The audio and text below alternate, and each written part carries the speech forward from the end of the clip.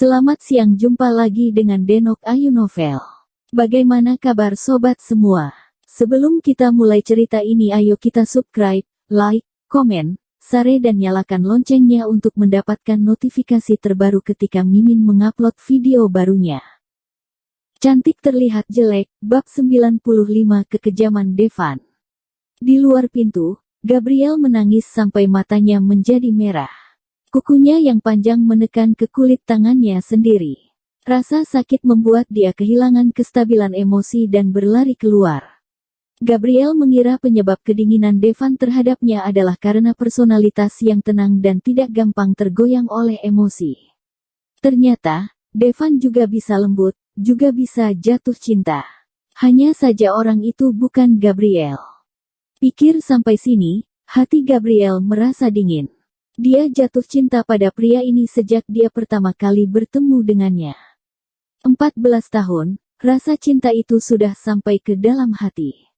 Gabriel merubah personalitas dirinya untuk menyesuaikan dengan Devan dan berusaha untuk menampilkan penampilan terbaiknya di depan Devan, agar dirinya bisa menjadi wanita yang pantas dicintai oleh Devan.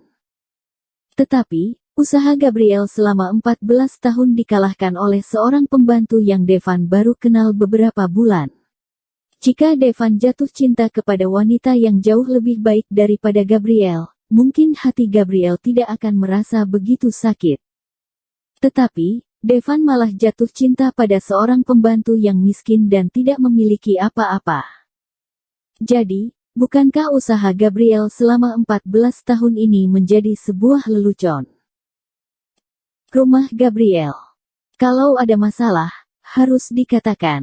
Menangis tidak bisa menyelesaikan masalah. Ayah Gabriel bersandar di sofa, antara dua jarinya dijepit sebatang rokok. Gabriel merasa takut kepada ayahnya saat ini. Ayah, sepupu tidak berhasil. Dia bahkan dilukai oleh wanita itu. Devan tidak menyalahkan wanita itu dan malah berpihak dengannya. Gabriel menangis. Iyakah? Sepertinya ayah Gabriel tidak terkejut. Dia membuang rokok yang berada di tangannya ke dalam segelas air. Ayah, aku harus bagaimana? Devan sudah bersikeras ingin berpisah denganku. Dylan sudah sedang menyiapkan acara konferensi pers wartawan. Alis ayah Gabriel mengerut. Setelah beberapa saat, dia melirik ke Gabriel. Apakah kamu tetap ingin menikah dengan Devan bahkan jika dia tidak mencintai kamu? Gabriel tidak mengerti maksud ayahnya. Tetapi dia segera mengangguk kepalanya. Gabriel merasa dia hidup demi Devan selama 14 tahun ini.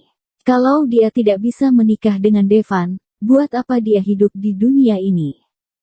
Ayah Gabriel berdiri dan meliriknya. Kalau begitu, turuti perintahku selanjutnya. Ada beberapa masalah, ayah Gabriel tidak ingin ikut campur. Tetapi sekarang sudah menjadi begini, dia harus mengeluarkan beberapa rancangan. Pada hari Sherin akan keluar dari rumah sakit, manajer Lupus pergi ke ruangannya dengan 2 tongkat. Melihat Sherin, manajer Lupus langsung berlutut kepadanya. Nona Sherin, aku bersalah. Aku bukan orang, aku adalah binatang. Aku minta tolong kamu maafkan aku.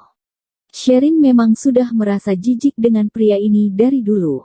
Sherin juga masih trauma dengan masalah ini. Tetapi melihat kondisi manajer Lupus seperti ini, Sherin tidak tega memarahinya.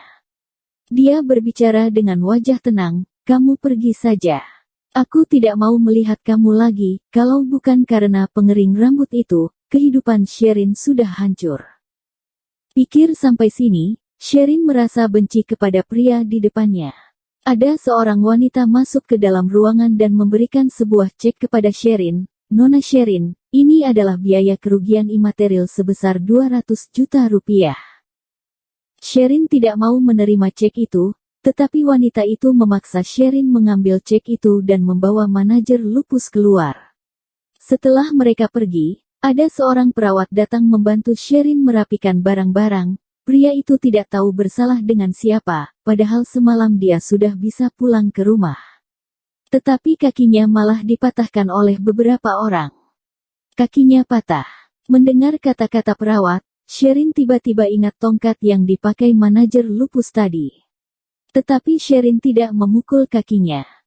Iya, saya mendengar alat kelaminnya juga dihilangkan sama orang-orang itu. Sherin yang sedang minum langsung memuntahkan airnya dan menoleh ke perawat dengan wajah kaget. Tidak perlu berkata, Sherin sudah tahu siapa yang membuat masalah ini. Orang yang bisa membuat masalah ini sampai tidak ada yang tahu siapa itu, hanyalah Devan. Ini adalah pertama kalinya Sherin melihat kekejaman Devan. Tetapi Sherin tidak merasa kasihan kepada pria itu. Dia sedang menerima akibat perbuatannya. Sudah siap semua. Melihat Devan masuk ke dalam ruangan, perawat itu segera keluar dari ruangan. Melihat Sherin terus melihatnya dengan alisnya yang mengerut, Devan memeluknya dan memberikannya sebuah ciuman di wajah Sherin. Nona Sherin, apakah kamu menyukai aku? Melihat pintu ruangan yang masih terbuka, wajah Sherin langsung memerah. Sherin masih tidak terbiasa dengan Devan yang seperti ini. Apakah dia sudah datang minta maaf bersamamu? Devan melepaskannya dan mengambil jaket untuk menutupi tubuh Sherin. Kamu yang membuatnya jadi gitu kan? Kalau kamu merasa tidak puas, aku bisa. Jangan. Sudah cukup, Sherin memotong kata-katanya. Meskipun cara Devan sangat kejam, tetapi ini adalah solusi terbaik untuk menghindari pria itu mengulangi hal ini lagi. Uang ini, aku tidak mau. Kamu cari waktu kembalikan ke dia. Pria itu sudah dihukum sesuai perbuatannya dan itu sudah cukup bagi Sherin. Buat apa kembalikan ke dia? Melihat Devan tidak ada maksud mau mengambil cek, Sherin merobek cek itu di depannya dan membuang ke tong sampah dengan wajah tidak berekspresi. Tetapi setelah itu, Sherin memberikan sebuah senyuman kepada Devan.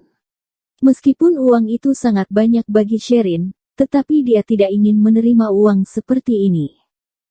Devan meliriknya dan melingkari pinggangnya, boleh. Asal kamu bahagia saja. Kalau begitu, ayo kita pulang rumah. Pada saat ini, ada orang yang memasuki ruangan dan mengangkat koper Sherin. Devan membantu Sherin untuk berjalan. Kalau tidak, kamu tunggu aku di bawah saja. Pada saat sudah hampir sampai di depan pintu, Sherin tiba-tiba melepaskan dirinya dari pelukan Devan dan berdiri ke samping. Devan mengerutkan alisnya, apa maksudmu? Bersambung. Terima kasih kepada kalian yang telah menonton video ini. Jangan lupa tekan tombol subscribe-nya dan nyalakan notifikasinya untuk mendapatkan video-video seru lainnya dari Denok Ayu Novel.